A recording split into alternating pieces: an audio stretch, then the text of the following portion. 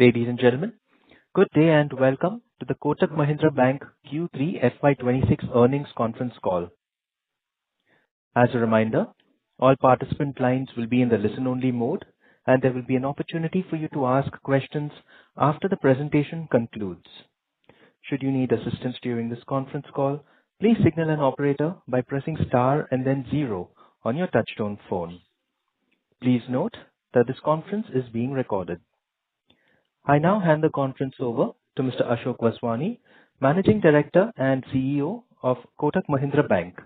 Thank you, and over to you, sir. Thank you. Thank you so much, operator. Good evening, everyone, and thank you for joining us.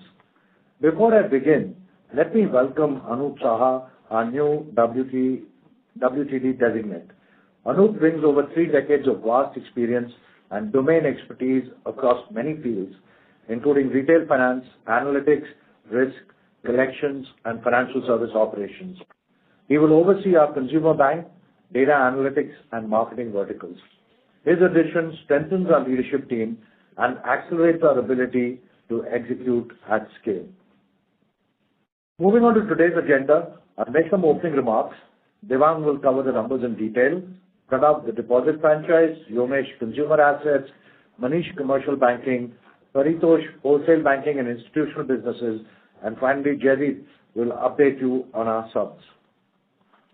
Let me first talk a little bit about the macroeconomic environment. The global landscape has become more volatile. Geopolitical tensions, trade and tariff uncertainties have weighed on global investor confidence. While there seems to be a high level of confidence to get a trade deal with the EU, the absence of a final trade agreement with the US continues to add to this uncertainty. We have seen unprecedented strengthening of gold and silver and outflows from India by FIIs to other markets that are perceived to be more attractive to foreign investors. However, the Indian economy continues to demonstrate strong and stable growth. GDP growth continues to be resilient with a positive outlook. This is supported by several enabling actions like the RBI's repo rate cuts and GST rate rationalization. 3Q also saw an uptick in growth led by the usual festive demand. Rural India overall looks stable, supported by good monsoons. The rupee weakness has partly offset tariff impacts, but has also affected foreign flows and liquidity.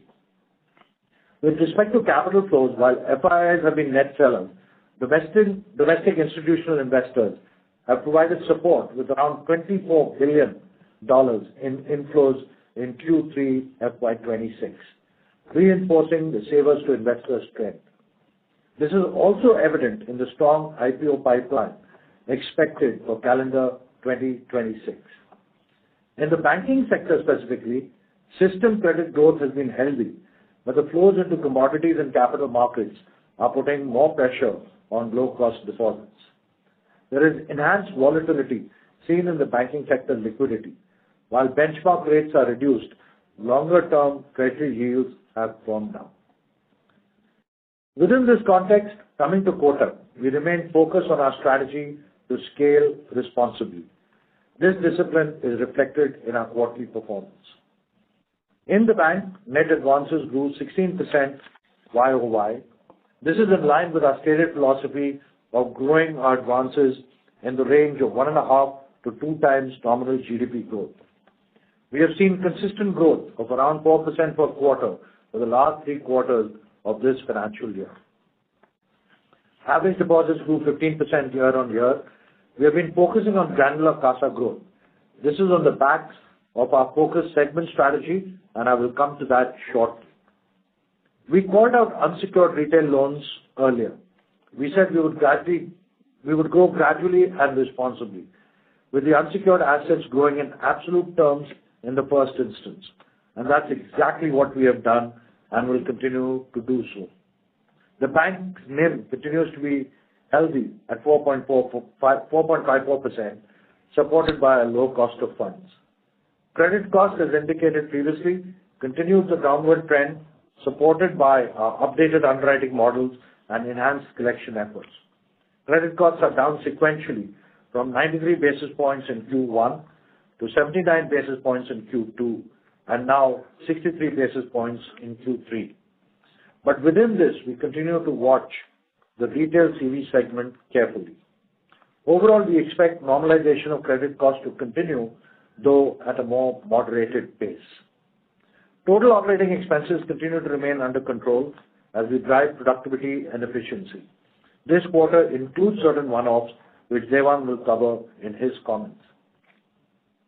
In the subsidiaries, this quarter our subsidiaries contributed 30% of consolidated profits, which grew 11% on a year-on-year basis.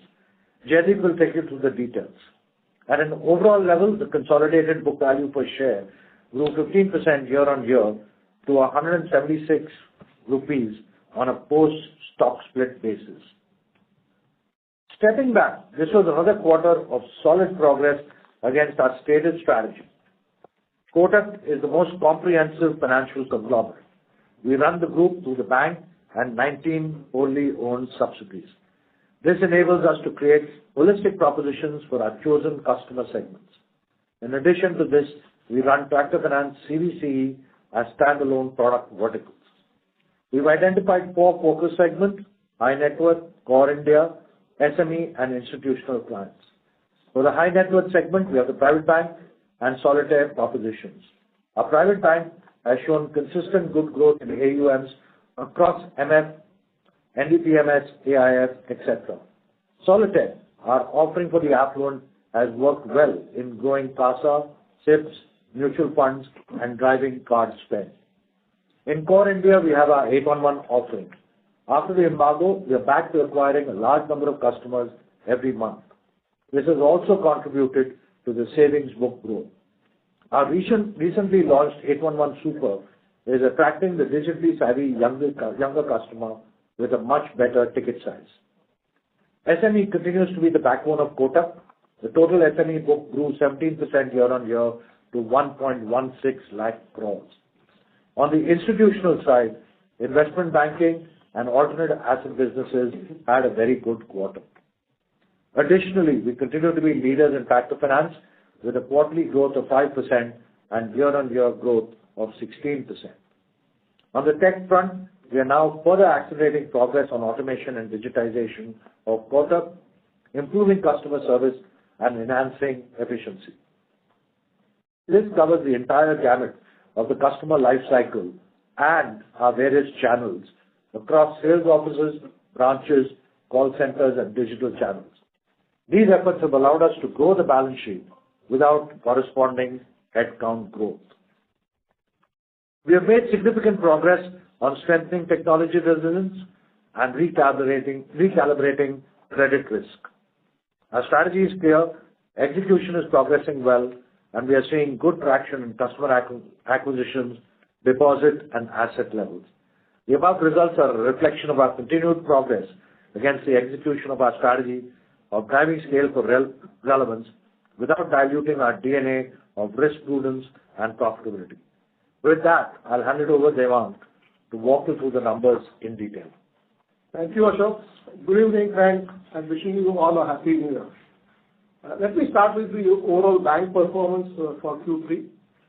If you look at it, this quarter actually saw all-round improvement in net interest income, fee income, as well as credit cost, combined with growth in granular low-cost deposits while maintaining the credit growth. Operating costs saw some one-offs related to acquisition and volume-related costs. I will speak about that later. The bank's balance sheet grew 15% on a YOY basis, with net advances growing at 16% YOY. On advances book, mortgage asset continues its growth trajectory with 18% YOY growth.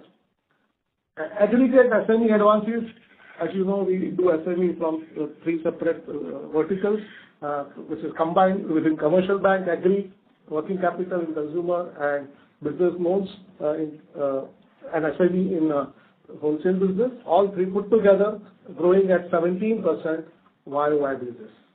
The bank was able to retain its leadership position in tractor finance business with 16% YOY growth.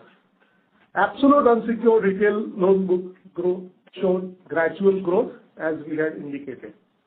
We remain cautious in growing retail commercial vehicle book while addressing the credit concerns.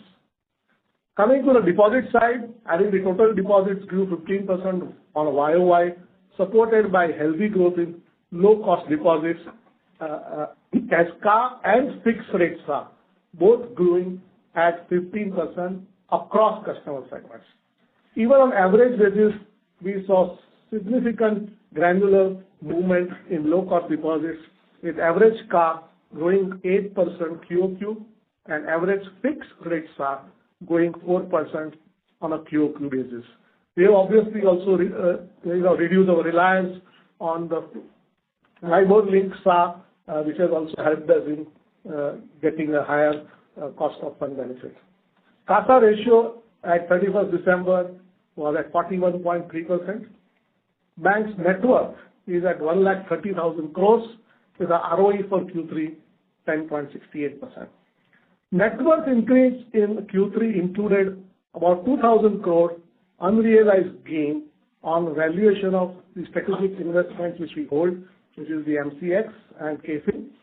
As you know, we have been accounting this post-tax gains under AFS reserve, and we are not taking it to the profit and loss account. ROE for Q3 computed on net worth, excluding this cumulative AFS reserves out of the strategic investment, is actually at 11.29%.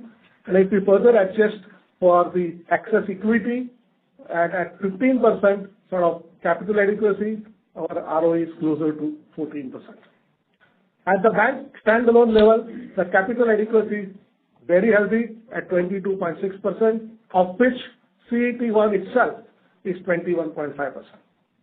Coming to the income statement, bank ended the quarter with a PAT of 3,400 crores.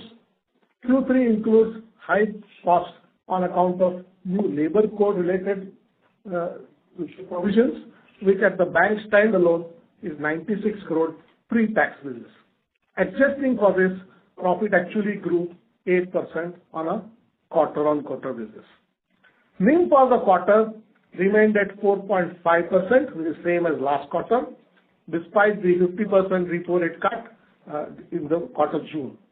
During the quarter 3, we also saw a higher short-term liquidity, which was deployed in treasury assets. If we exclude those short-term earning assets, our NIM actually improved to 4.58%, up 4 bps during the quarter. Cost of funds reduced by 16 bps during Q3 at 4.54%, driven by low-cost deposits and repricing of maturing term deposits. So if I look at the cost of fund trajectory, it used to be 5.01 in Q1, reduced to 4.7 in Q2, now down to 4.54%. Fee income saw a healthy growth of 6% QOQ, contributed mainly by FX, debt capital, and distribution income. Credit card fee growth continues to remain muted. Employee cost of the bank is 2,200 crore for Q3, which includes 96 crore, as I mentioned earlier, pursuant to the new labor code.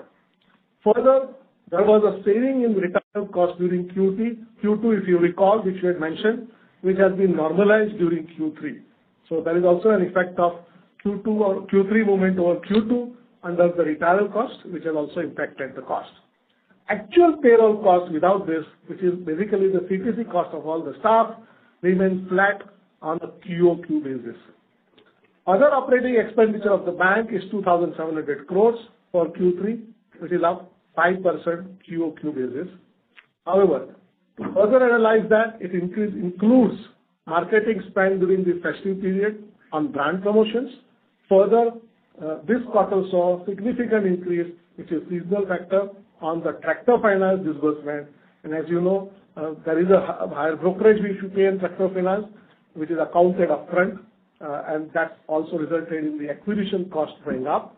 There was also an increased acquisition in 811 products, which also increased the volume-related cost. Cost-to-income ratio, without considering the one-off impact of the new labor code, is at 47.4%. Asset quality parameter across all the parameters improved significantly during Q3. on expected lines. Gross NPA at 1.3 versus 1.39, net NPA 0.31 versus 0.32 last quarter, with a provision coverage ratio now at 76%. Credit cost for Q3 reduced to 63 bps, down 16 bps QOQ from 79 bps in Q2. As you recall, Q1 credit cost was at 91. While delinquencies in unsecured retail business showing improvement, we remain cautious on retail commercial vehicle segment. Slippages for Q3 were 1,600 crores, which includes 257 crore that got upgraded within the same quarter. The slippage ratio, therefore, improved to 1.34% from 1.41 in Q2. Coming to the consolidated performance, with respect to group companies, capital market subsidiaries showed growth with increased volume and improved market share. Our AMC business, including the trusteeship company, continues to perform well with growth in AUM. Insurance business, which got impacted by GST regulations changes in Q2, has normalized in the current quarter. Our consolidated customer assets are at 5,98,000 crores and our AUM managed by the group is now 7,87,000 crore. Both grew at 15% on a YOY basis. Q3 26 consolidated profit after tax is 4,900 crores, grew 10% from 4,400 crores. Q3 profit PAT is after the new labor code impact of 128 crores. 128 crores is the pre-tax cost at the group level, equivalent to 96 crores, what we took it in the bank. ROE at consolidated level is at 11.39% and ROA for Q3 is 2.10%. The consolidated net worth of the group is now 1,75,000 crores. Our capital adequacy continues to remain strong at group level at 23.3%, with CET is 22.4. The book value of the share is 176, which has grown by 15% YOY, and this obviously the book value is after considering the split of the shares. With this, I hand over to Pranav to take you through the highlights of the deposit franchise. Thank you. Devang has taken you through the numbers. I will now take you through the underlying strategy of the bank deposit franchise.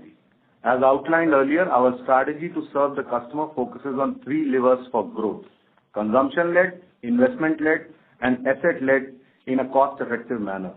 Customers are now highly digital, expecting real-time, frictionless engagement across every touch point of the bank.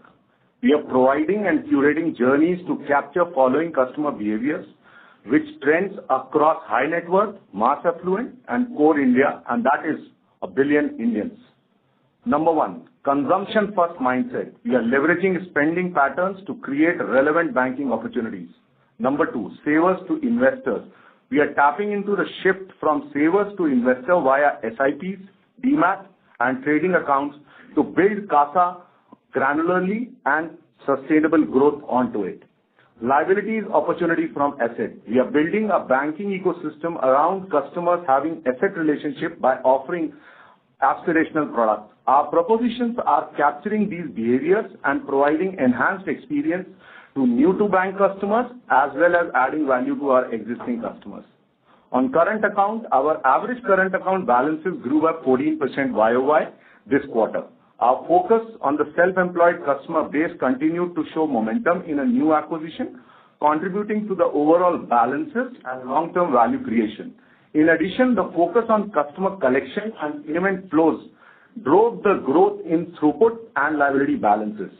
On savings account, our average fixed rate savings balances grew 12% YOY. In savings account, our focus continues to be on high net worth, mass affluent, and core customer segments, supported by a comprehensive relationship-led approach that values customer engagement across Kotak's ecosystem, including liabilities, investments, insurance, and loans. Kotak Solitaire, as spoken by Ashok, that proposition was launched in Q1 and is designed to execute the above-mentioned strategy through quality acquisition, deeper relationship, and sustainable deposit growth. We have observed an uplift in new to affluent customers with increase in relationship value primarily driven by deposits and investments including mutual funds, SIP and other asset building products. This trend is visible across both newly acquired and existing customers. Kotak 811, our flagship digital banking proposition, continues to accelerate customer acquisition and digital service at scale with speed and simplicity. It gives Kotak granular, sticky and low-cost deposit through seamless digital onboarding and app platform. Kotak 811 Super Savings Account is a first of its banking proposition based on cash flows, not on average monthly balance. It offers 5% cashback on debit card spends. It is specifically designed for core India customer, young, aspirational and value conscious. Term deposit we grew by 17% YOY and 4% Q on Q. Our distribution strategy continues to deliver omni-banking experience by leveraging physical, digital and virtual channels. The virtual banking platform bridges branch and digital services with personalized, scalable 24/7 customer engagement. This approach helps us in enhancing operational efficiencies and effectiveness of remote banking services. Our ability to serve customer at both acquisition and service stages has been improved due to decongestion and digitization of processes across branches and all other channels. Our focus remains on maintaining a balanced mix of savings, current, active money and term deposit to drive sustainable growth in liabilities in a cost-effective manner. I now hand over to Vyomesh to take you through consumer asset business. Thank you, Pranav. I'll take you through the highlights of the consumer assets. At a macro level, the demand environment of consumer assets remained favorable, supported by stable economic activity and improving customer confidence. Our customer asset portfolio delivered 16% growth year-on-year and 4% growth sequentially, led by strong momentum in MSME segment, reinforcing our strategic focus on balanced high-quality expansion. Mortgages. Mortgage loans comprising of home loans and loan against property continue to register healthy growth of 18% year-on-year and 5% quarter-on-quarter. The home loan market continues to be price sensitive. However, our strategic focus on deepening customer relationship and positioning home loan as an anchor product for the affluent segment continues to drive steady traction. This approach enables us to increase wallet share from existing customer, helping in cross-sell into liabilities, investments, and other core banking products. The home loan portfolio has demonstrated reasonable growth and remains a key area of focus. The loan against property segment, largely serving the MSME customer base, continues to show strong momentum, supported by healthy borrower demand and our disciplined approach to underwriting. We maintain a strong position in this segment, supported by ongoing investment in process improvement, enhanced credit assessment, and an elevated customer service. Overall, the quality of our mortgage book remains sound, enabling us to sustain growth in this particular space. Business banking. There is a sustained demand for working capital across sectors, driven by a surge in consumption trends following the changes in GST. Our secured business banking portfolio, comprising micro and small SME customer, recorded a strong growth of 21% year-on-year and 5% quarter-on-quarter, with utilization level remaining high, particularly during the festive period. In the unsecured business loan segment, growth has remained steady with our focus on maintaining portfolio quality. Overall, the business banking portfolio across both secured and unsecured segment continues to be stable. Personal loans. Our organic personal loan business continues to be the main driver of our growth in retail unsecured portfolio. Disbursements have stayed strong, led by salaried customer segment, supported by wider range of digital lending journeys. Credit quality remains stable, helped by better analytics, sharper underwriting, and stronger risk controls. The rapid expansion of digital origination channels is allowing faster decisions, deeper customer reach, and healthy growth in this segment. The personal loan portfolio acquired from Standard Chartered last year is performing better than expected. Although the rundown of the acquired book has been quicker this quarter, the strong pickup in organic disbursement position us well for a return to growth in personal loan advances in coming quarters. Our focus on maintaining credit quality remains firm. We'll keep building this business by using data-driven insight, disciplined policies, and digital-first origination to manage risk effectively. Credit cards. Credit cards are key to our core strategy for deeper engagement with our customer, ecosystem stickiness, richer data insight, cross-sell, and better CASA retention to drive improved profitability. Our new Solitaire credit card continues to gain traction in the high net worth customer segment. The GST cut and festive season improved customer spends and stronger portfolio engagement. We are seeing consistent improvement in credit quality due to moderating delinquencies driven by enhanced data analytics, strengthened risk control, and portfolio seasoning. The analytics-led pre-approved programs, superior risk model, new product launches across customer segment, digital issuances, and targeted ecosystem partnership will drive scale with quality. In summary, delinquency in overall unsecured portfolio has improved with better flow rates and collection efficiencies observed in this quarter. We continue to enhance our risk management and monitoring framework for all our consumer asset portfolio. We are leveraging analytics, including machine learning models, alternate data in collection to increase collection efficiency and recovery of unsecured portfolio. I now hand over to Manish to take you through the commercial banking business. Thank you, Umesh.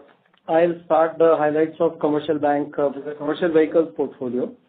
The CV industry saw a sales growth of 22% YOY and a 21% QOQ growth on account of growth across medium, light, small commercial vehicles.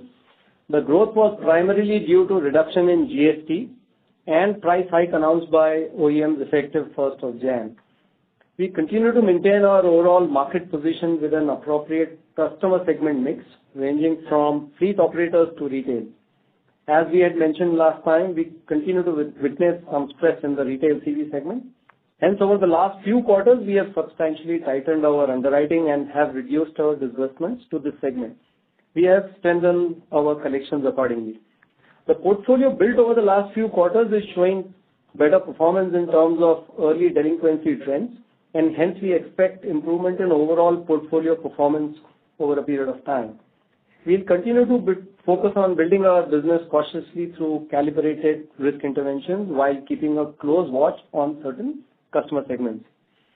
Construction equipment.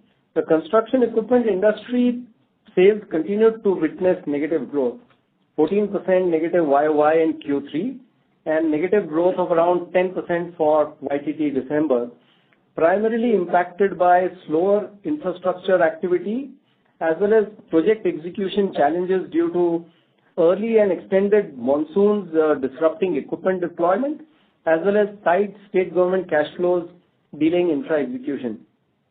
Industry-wide, the institutional buyers and mid-sized contractors continue to show resilience, whereas small contractors and first-time users and buyers are navigating a slightly more tightened liquidity phase.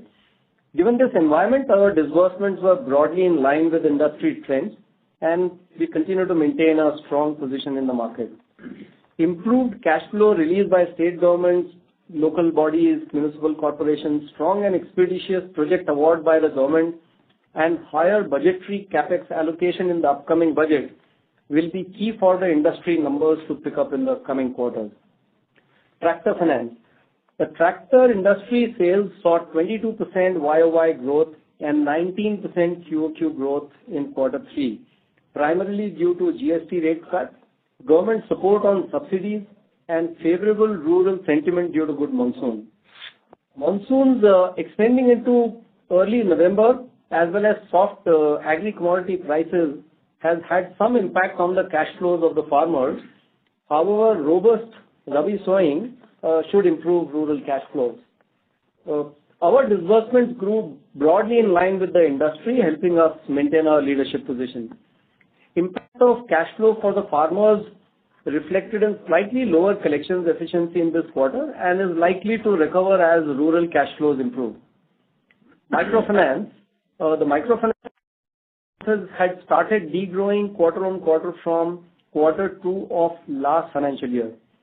While the disbursements have picked up over the last few months, we expect the industry data to reflect a muted Q3 as well.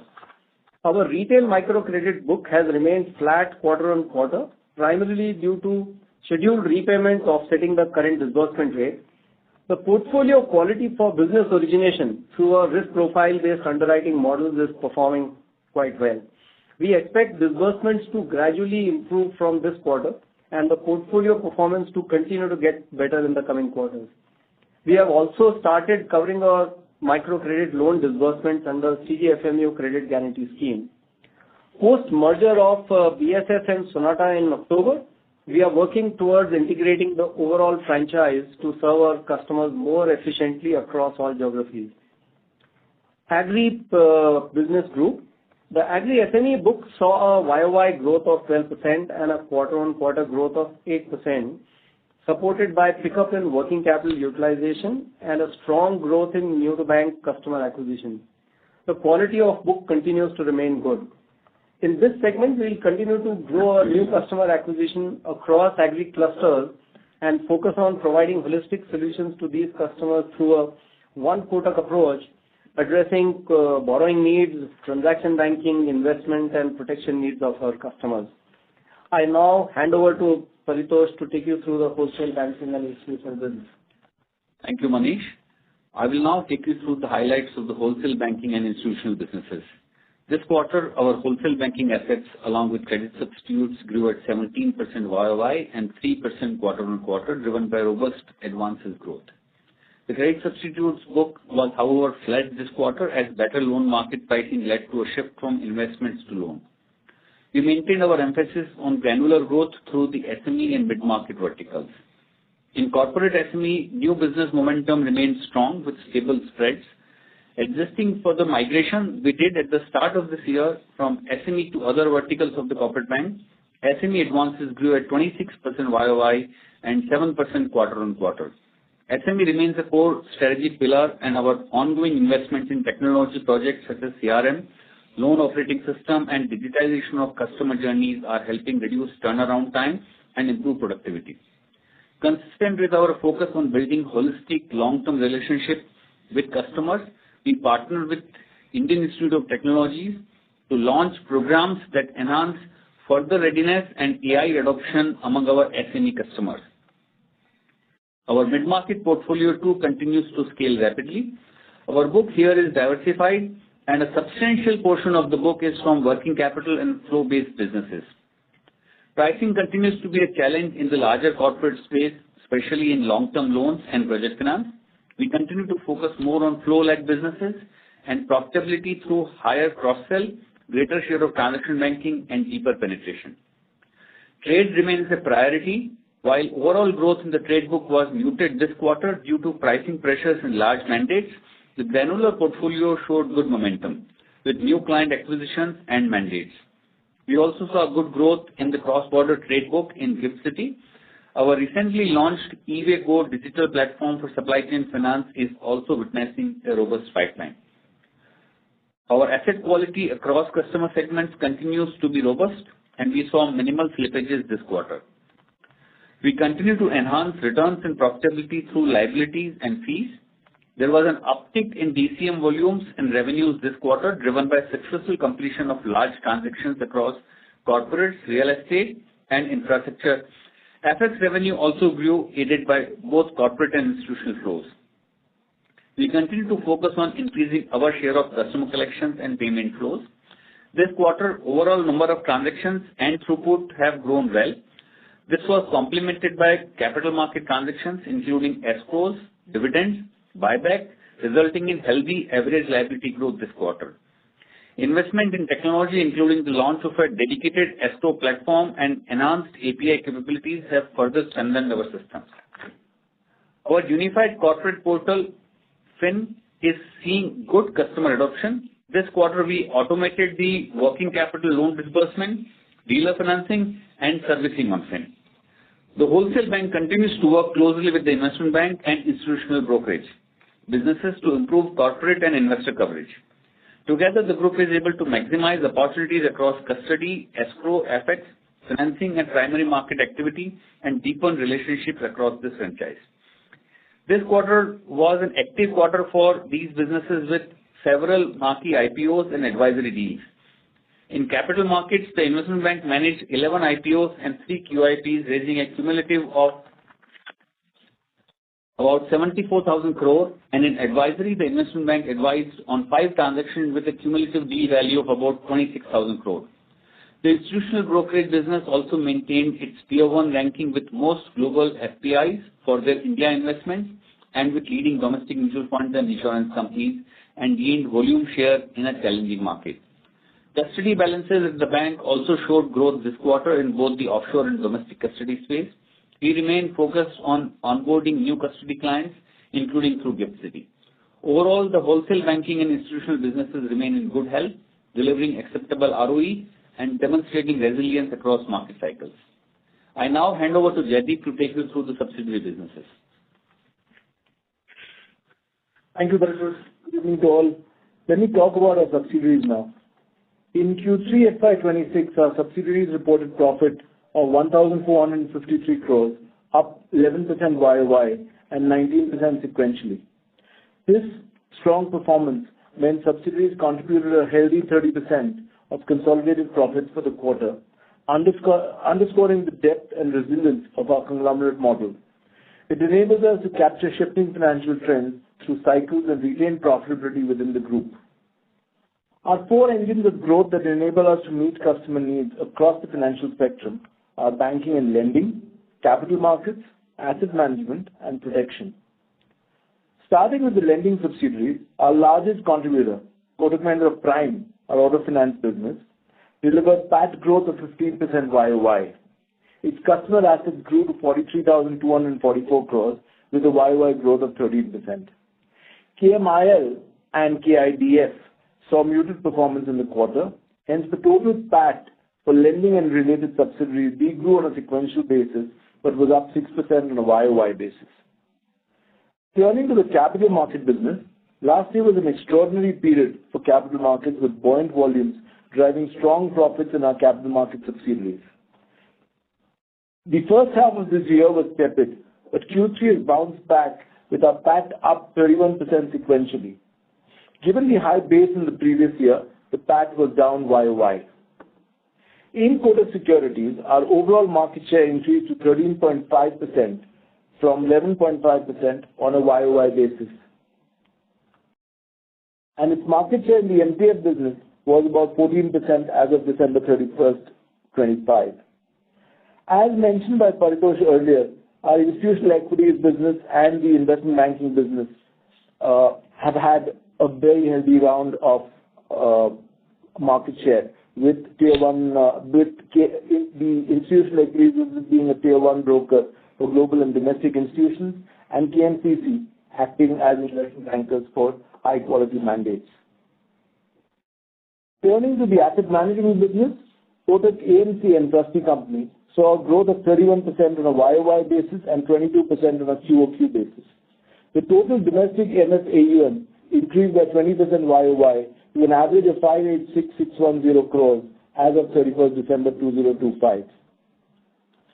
Carmel, Kotak Alternate Asset Managers Limited, is one of the largest domestic alternate asset managers in India, with total funds raised since inception of $11.08 billion. This quarter, we've come successful strategic exits in the portfolio, which is reflected in the profitability. Moving to the life insurance business, the individual premium earned grew 18.7% YOY in Q3 FY26. Our retail sum assured recorded a 75% growth in Q3 FY26 due to increased focus on the protection segment aided by GST relief provided to customers. The AUMs have crossed 1 lakh crores for the life insurance business, showing a growth of 14% YOY. Kotak Life continues to maintain a solvency ratio of 2.3x as against the regulatory requirement of 1.5x. Q3 FY26 is flat on a YOY basis on account of GST and one-time labor code impact. In conclusion, let me reiterate that our unique strength lies in our breadth. We manufacture every major financial product as a group, with subsidiaries that not only build and distribute through their own channels, but also leverage the bank's distribution strength. Our 100% ownership allows us to retain full alignment and profits within the group, and also capture emerging opportunities across financial markets as trends evolve. I will now request the operator to begin the Q&A session. Thank you very much. We will now begin the question and answer session. Anyone who wishes to ask a question may press star and 1 on their touchtone telephone. If you wish to remove yourself from the question queue, you may press star and 2. Participants are requested to limit their questions to 2 questions per participant, and please use handsets while asking a question. Ladies and gentlemen, we will now wait for a moment while the question queue assembles. Our first question comes from the line of Kunal Shah from Citigroup. Please go ahead. Yeah. Hi. Thanks for taking the question. So firstly, on the margin part, it was flat quarter-on-quarter.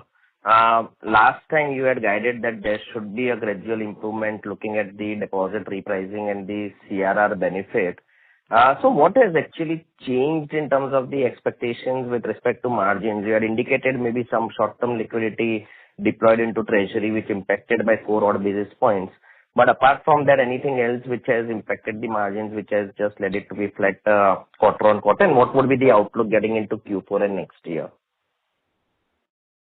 Hi, Kunal. Devang here. You're right.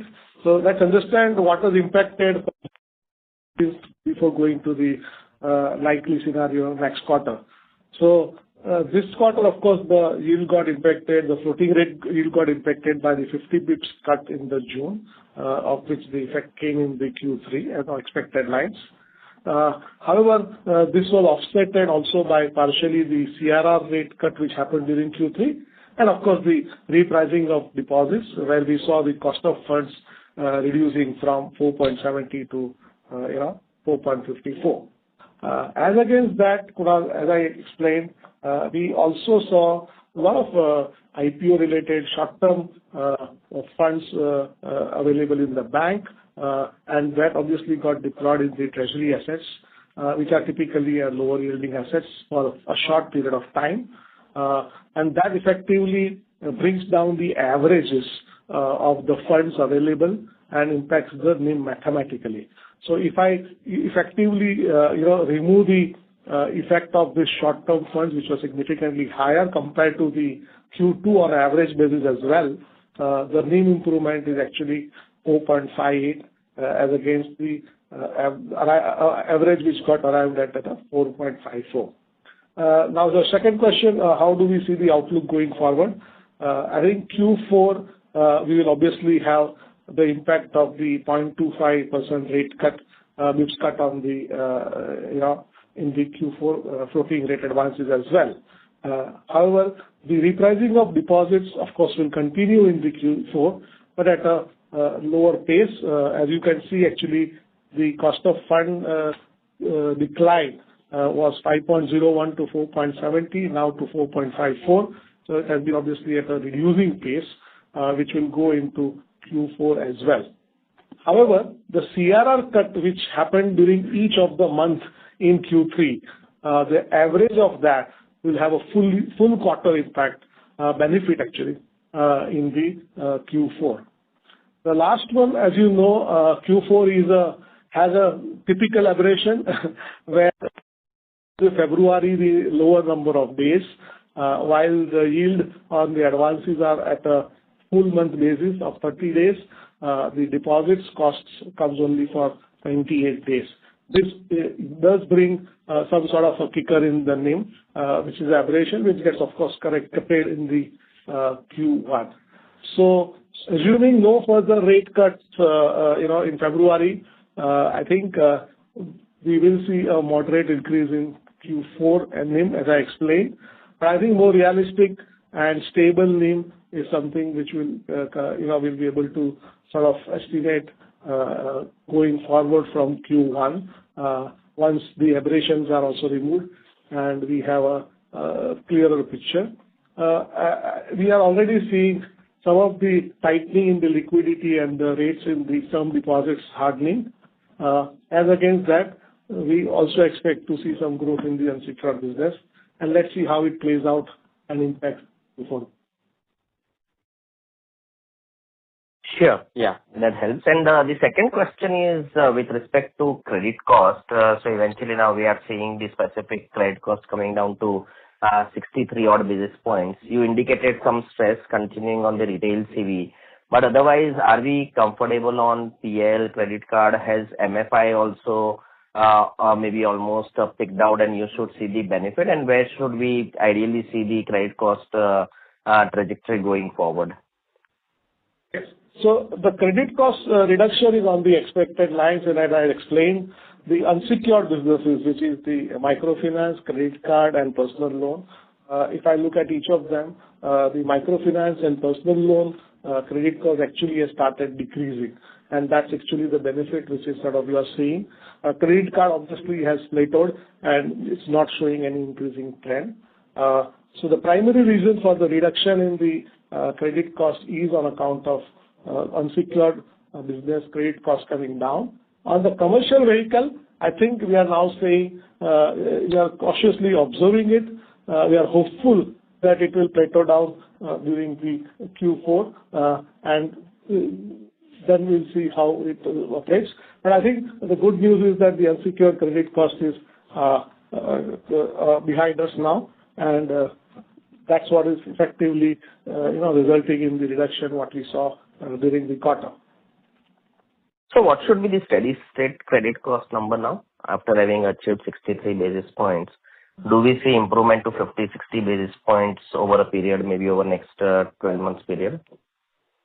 So Kunal, if I just step back, pre-COVID, if I look at my credit cost, where of course my unsecured percentage is also lower, I was hovering around 0.4, 0.45. As you increase the mix of unsecured credit cost, obviously credit cost on a standalone basis might show an increase, but I think it also gets you a higher return. So given that the mix of unsecured will gradually go up, it obviously has to be higher than the historical what we used to have.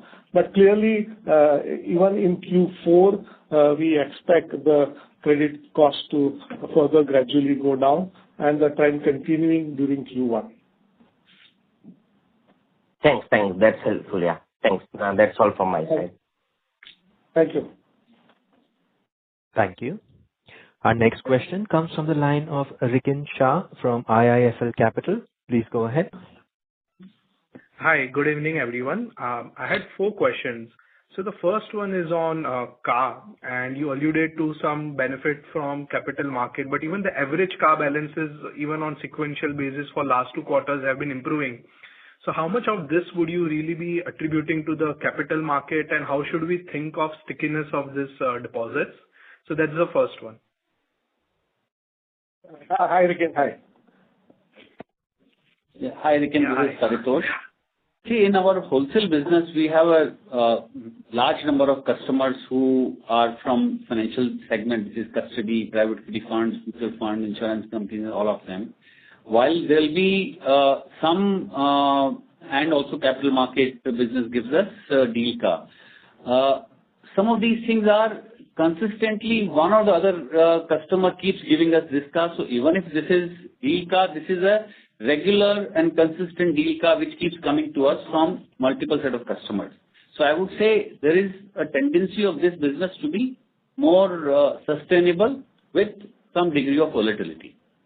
Just to add, the current account, the average growth is not only wholesale deposit. I think the consumer current account also granularly grew, including the SME business, which also contributed.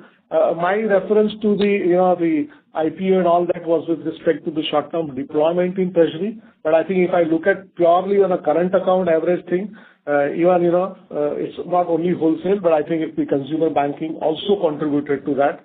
in that. So despite, EOP, if you recall, we had said that Q2 EOP had a lumpy deal-based thing, but on an average basis also, if you see the current account is showing a growth, both for consumer as well as wholesale.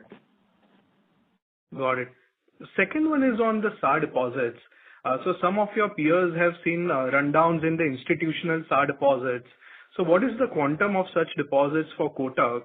Is it behaving for you, and the outlook on the same, please?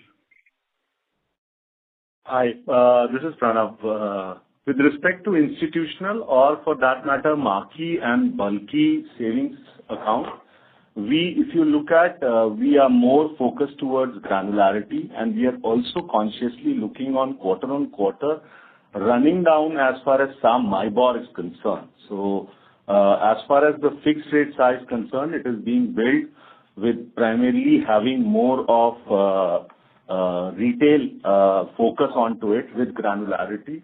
And also, if you look at one of the engines of growth for us is 811, which is primarily the smaller ticket size, but with lot amount of granularity and an active participation of the core India into it.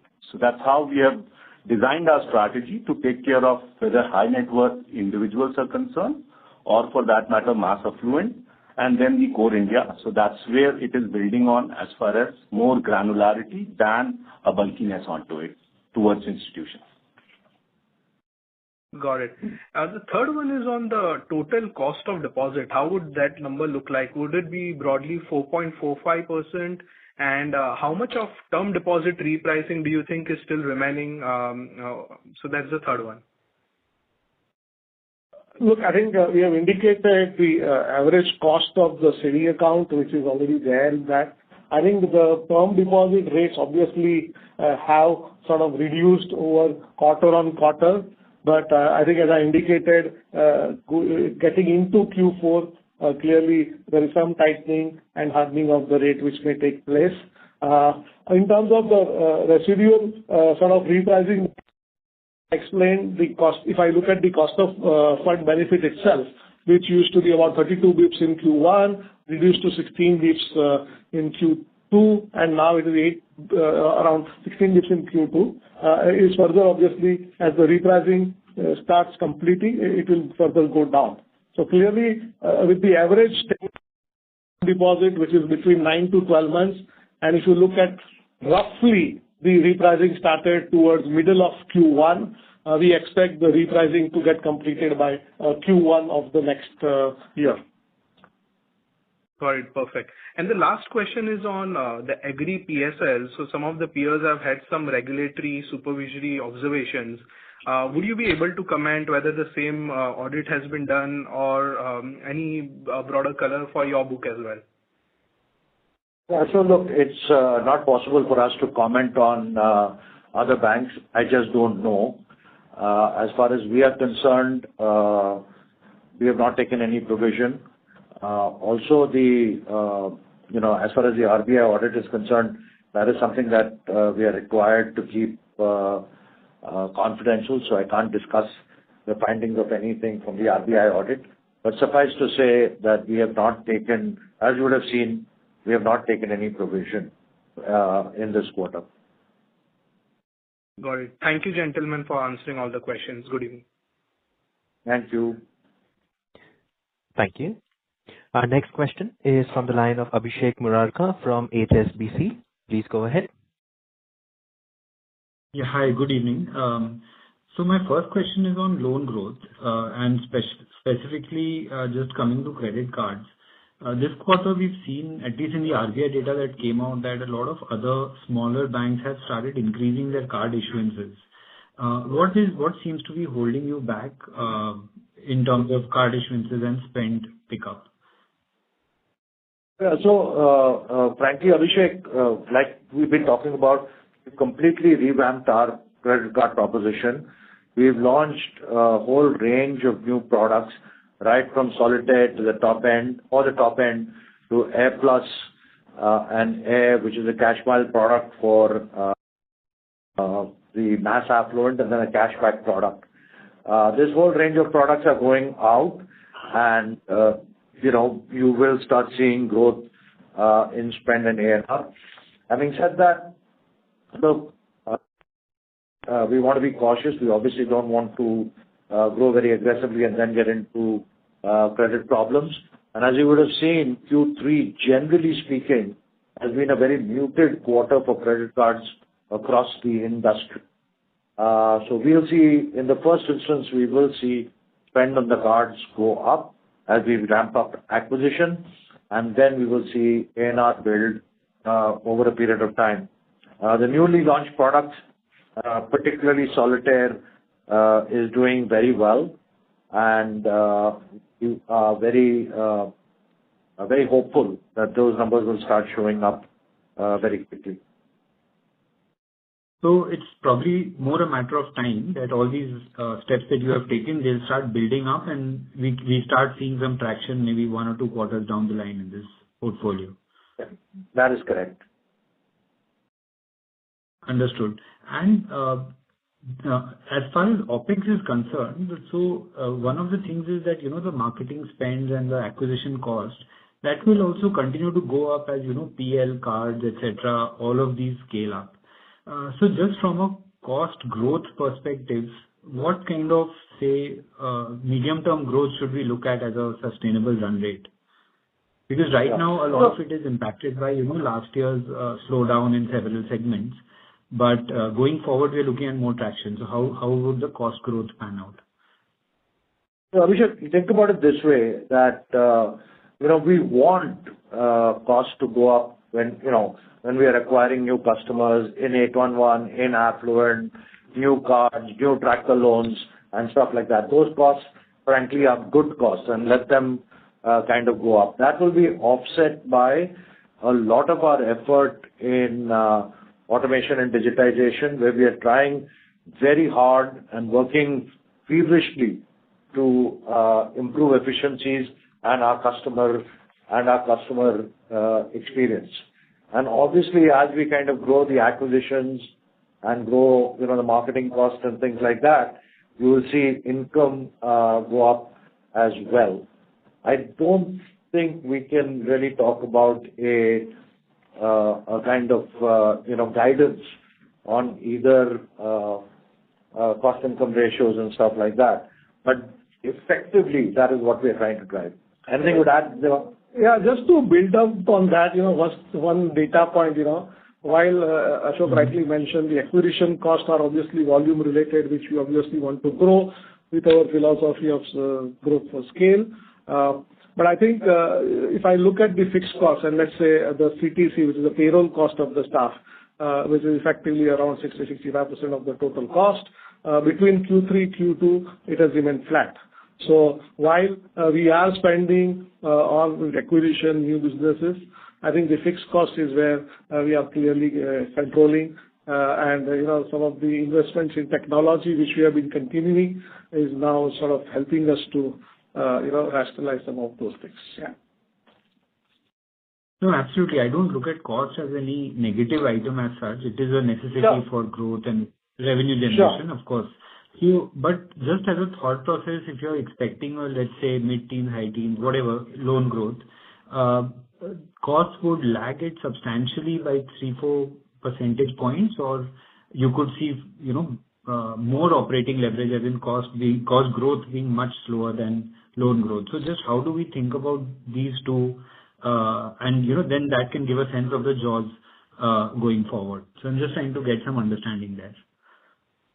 Over a period of time, Abhishek, not quarter by quarter by quarter, but on a trend basis, we should see cost to assets coming down. And we've started to see that trend, and we are hopeful that trend will accelerate. Actually, if you also look at cost to asset ratios, if you look at, as Ashok rightly said, over a longer period of time, if I look at from last year over this quarter, and this quarter, as I said, some aberrations. Actually, it has come down. It used to be above 3%, which is now down to around 2.7 and 2.5 sort of range, right? So it is always coming down that's a good way to look at as an indication, as a cost to the asset build-up, basically. I think it's already on this way. And certainly would like to further improve that as we go along, right? Yeah, no, exactly. So that is where my question was from, because cost to assets has come down in a period when some of your assets which require more spends, they have not grown. And now when they grow, does cost to asset go back to 3%, or from here you continue to see, a steady reduction in cost to asset? So just that understanding, that's it. I think we would like to obviously maintain and cost to asset ratio in the range of 2.5 to 2.6. Right? Okay. All right. Thank you. Thanks a lot and all the best. Thank you. Ladies and gentlemen, you are requested to please restrict yourselves to 2 questions only. Our next question is from the line of Mahrukh Adajania from Nuvama. Please go ahead. Yeah, hi, good evening. My first question is on ECL. So based on the draft, what would be the likely impact on credit cost for you from ECL? And my other questions are that you did mention or you did allude to some rundown in the PL portfolio purchase from Standard Chartered. So could you quantify or throw some light on it? And I just also wanted to know if you could quantify the proportion of liabilities which are yet to reprice in the fourth and first quarters from the old rate cuts. Yeah, hi. Oh, okay. Okay, on the ECL part, as you know, it is still a draft circular which RBI has come up, and all the banks, including us, we have obviously represented, because it requires you to make a floor-based provisioning by asset segment. However, considering even the draft circular, the impact of the ECL provision is less than 2% post-tax for us in the bank. So it's not likely to materially impact even if we were to apply the draft circular as is. So that's the first point. 2% on the Standard. Sorry? 2% of the network. Okay. Yeah. And as you know, we have significant higher network than required, so we don't see any significant impact arising out of that. And even in fact, the circular also provides for amortizing that over four years and all that. But we'll see how the final draft circular comes. But I think it is suffice to say it is not a significant impact at all, even if we were to go as per the as-is circular.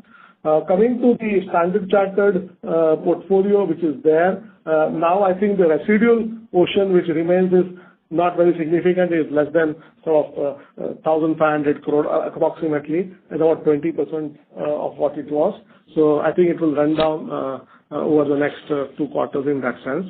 The third portion, what you said, is on the repricing which is left, which I partially answered earlier.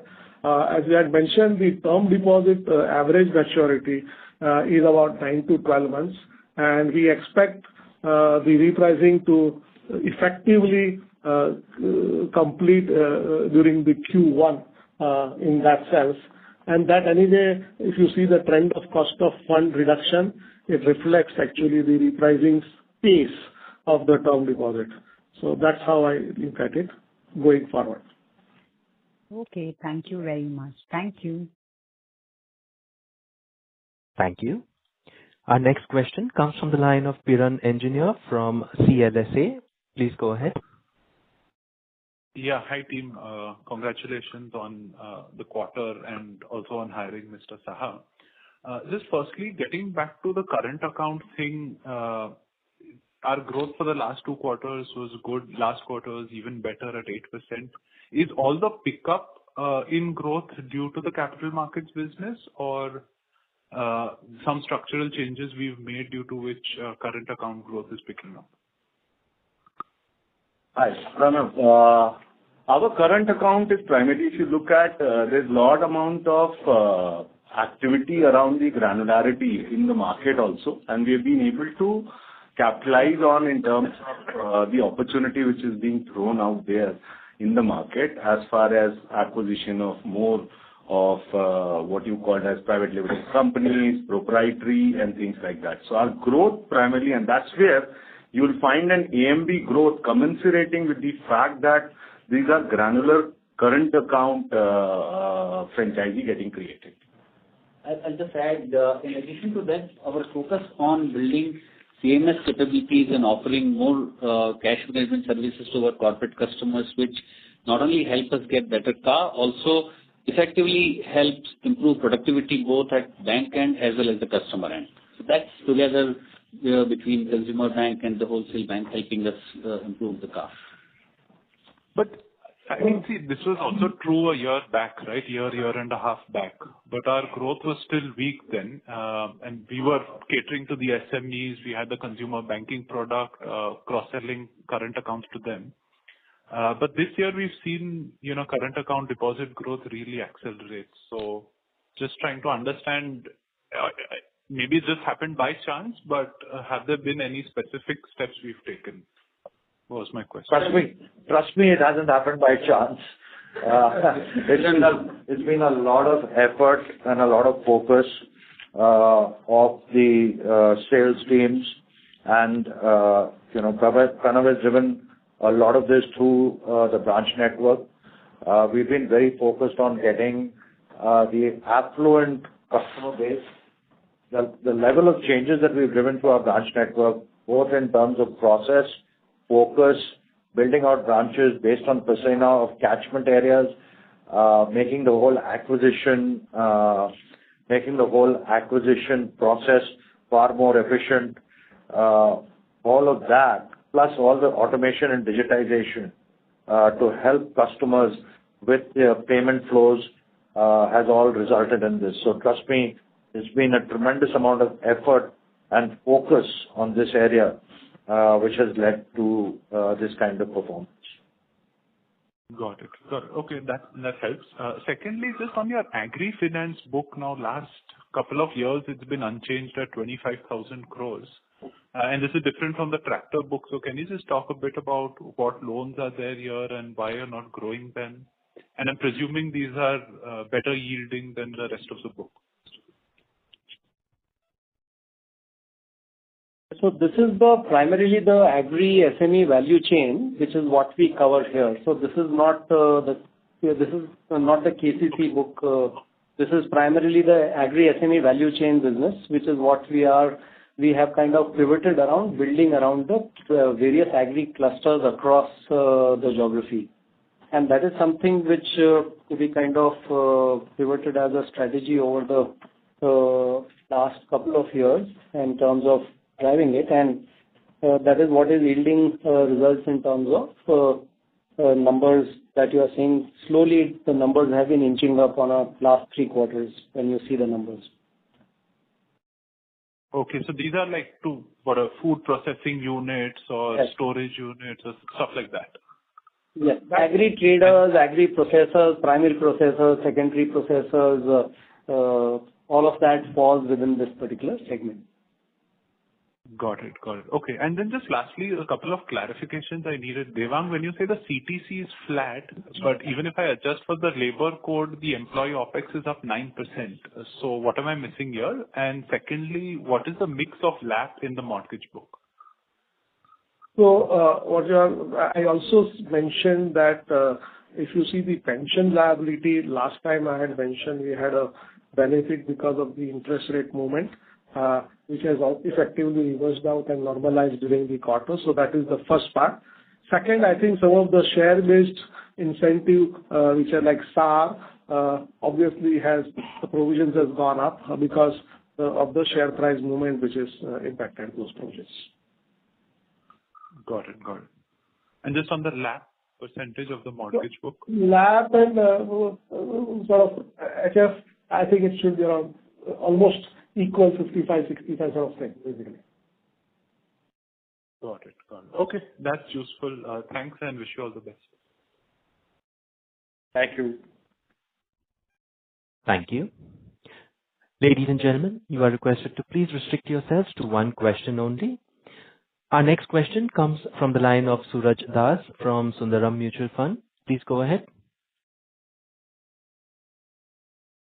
Yeah, hi. Thanks for the opportunity. I think a few questions have already been answered. Just a follow-up and 2 questions total. First one, on the credit card follow-up. Sir, while, I mean, as you have mentioned that your Solitaire card seems to be performing well, but I guess last time you had earlier slowed down the card acquisition through 811 channel for the mass customer segment. Has that funnel been reopened? That is one. And then also, I mean, in terms of the Solitaire card, it is a super premium card, right? So, is it a ROE accretive product? Related to credit card, also one question. In terms of this proportion of personal loans on credit cards, what could be that proportion in terms of this overall personal loan book of 25,000 crore? So that is question one. Question two, sir, is on strategy a bit. In terms of, say, the bank's leadership bandwidth in the consumer vertical has been further strengthened. In that context, do you have any plans, say, to expand or rejig the consumer bank's product portfolio? I mean, are there any products which are probably not key focus areas or maybe growth drivers today, or maybe you are not offering currently, but you see becoming incremental growth drivers over time? And the last question, sir, in terms of this IDBI deal, what would be your comments since now government has finally invited bids? Yeah. So let's start with cards, right? So Solitaire is targeted towards the affluent. Solitaire has landed well. The spend on the Solitaire card is proving to be very accretive for us. While it is still early days to see how it kind of builds up, I believe that Solitaire will be a profitable product in its own right, given the levels of spend that we're getting on Solitaire. Your other question around 811, at one point in time, we had done a lot of experiments with the 811 kind of customer base, and those experiments did not entirely work out well for us. It's not as if we are not selling card products to the 811 base, but we're doing it in a much more refined kind of way, using advanced risk models and capping exposure just to make sure that we're getting it right. So that will kind of continue. We will come back on cards and kind of grow the book. IDBI. Look, we look at every single transaction that comes up in the marketplace, and we essentially have three criteria that we look at. The first criteria we look at is this particular transaction going to add to us strategically, right? If the transaction adds to us strategically, then of course we go to the next stage. If it doesn't add strategically, it kind of goes away. Then we look at valuation and say, what is the valuation on this particular transaction, and is it value accretive for the firm?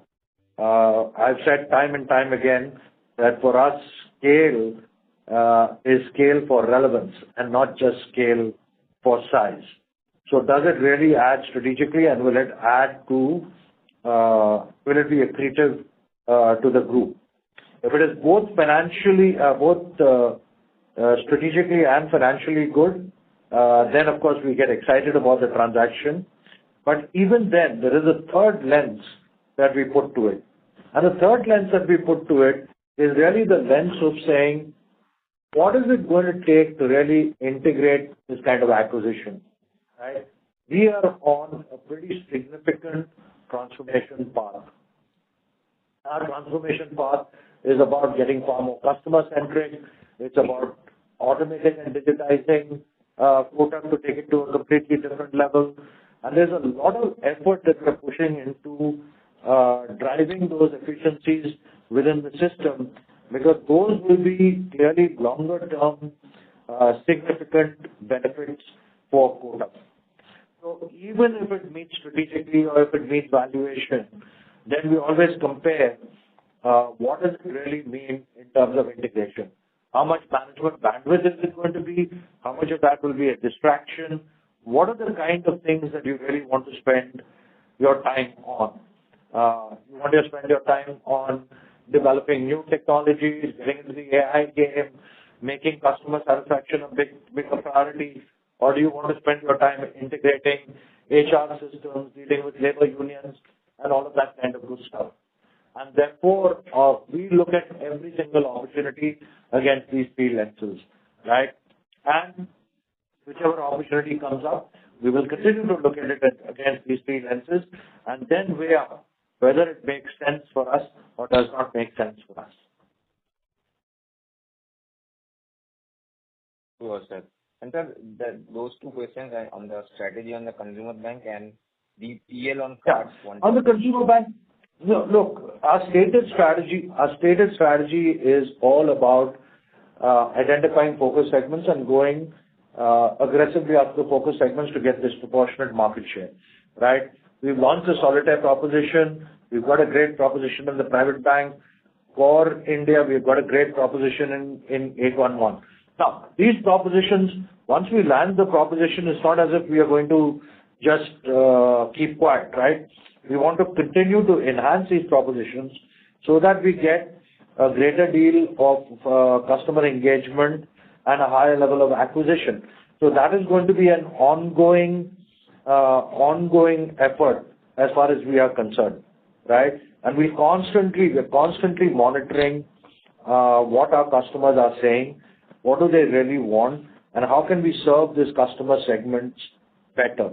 And based on the feedback that we are getting, based on the conversations, we will improve the propositions that we have in the marketplace. Sure, sir. And any quantum, if you can highlight on the PL on cards portion on the overall personal loan book? So we have a pretty much separate product in PL, and therefore PL on card, frankly, is, to my mind, is not such a great product because it clogs up the credit limit, and therefore for us that is not a very significant proportion of the credit card book. Got it, sir. Thank you for answering all my questions. Thank you. Our next questioner is Jai Mundra from ICICI Securities. Please go ahead. Hi, good evening, sir. Thanks for the opportunity. So on slippages, right? So the absolute slippages are stable QOQ.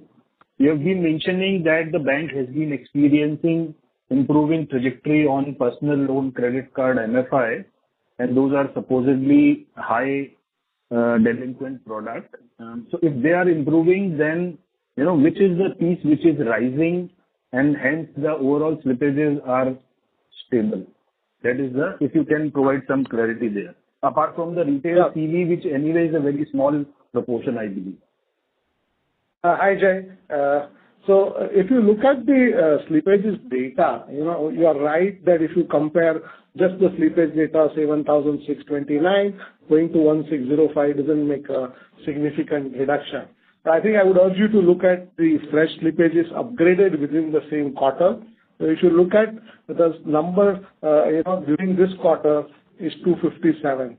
So effectively, while 1,605 crore is a gross slippage which we entered during quarter, of which 257 actually also got cured during the quarter. If I look at the similar number in the last quarter, it is 1,629. So if I consider the upgraded portion also as a part of the slippage, actually it has come down by about 100 crores on a quarter-on-quarter basis. So that's the first part. Second piece, I think, yes, slippages are a combination, but I think in terms of the unsecured businesses, they are indeed coming down. But I think it's the commercial vehicle and some of the rural-related advances and CV, commercial retail, which is effectively sort of bringing it down during the quarter. Sure, sir. And lastly, on One Kotak, right? So we have been, as you have been saying, that we are a unique positioned financial conglomerate. But if I look at the core fee income, despite industry-leading loan growth and deposit growth, but the fee income growth, core fee income growth has been much weaker or much smaller than the loan growth, and even in absolute basis, despite all this conglomerate strategy. So is there anything which is I mean, when can we expect the core fee income going more or less similar in terms of business growth? Or so far, was there any obstacle? Thank you. Two things, Jay. One,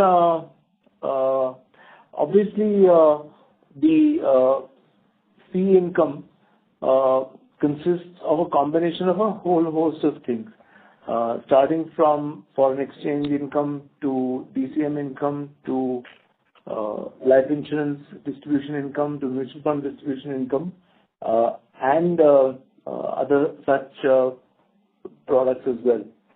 If you look at the fee income growth on a QOQ basis, you started seeing green shoots with a 6% growth on a quarter-on-quarter basis. Now, as I said, that this is something which has been started,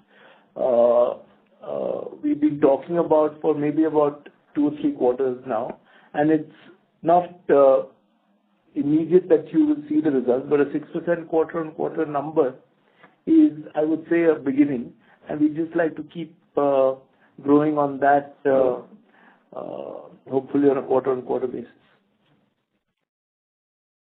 And I think it's beyond the fee line also, right? I mean, look, there's no question about getting referrals for assets, and it's also not only just from the subs to the bank. It's also from not only bank to the subs to the bank, but also bank to the subs.